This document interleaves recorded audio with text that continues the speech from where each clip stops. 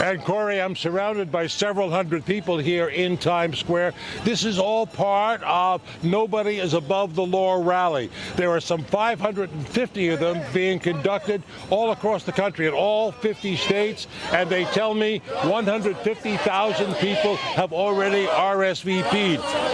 This is part of a grassroots effort to ensure that President Trump is held accountable for pressuring Ukraine to investigate a political rival. Protesters are demanding he be impeached by the House and he be removed by the Senate. Today, final preparations were underway for that historic vote tomorrow.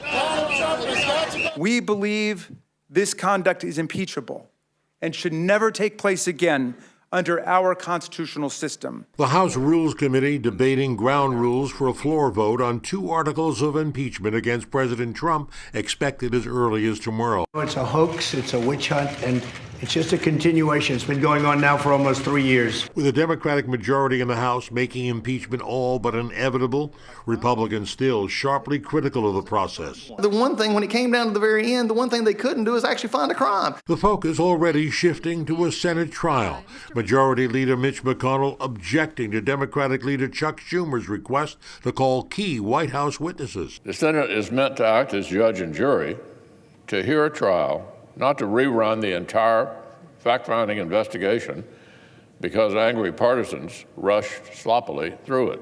Schumer hoping to persuade a handful of Republicans to vote with Democrats to help them get a say in setting trial rules. Senators who oppose this plan will have to explain why less evidence is better than more evidence.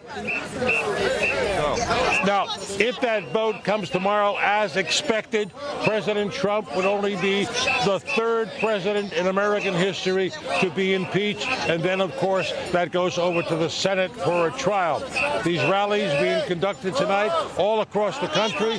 President Trump continuing even today to insist he has done nothing wrong, and he calls the Democratic effort to oust him nothing but a perversion of justice and abuse of power.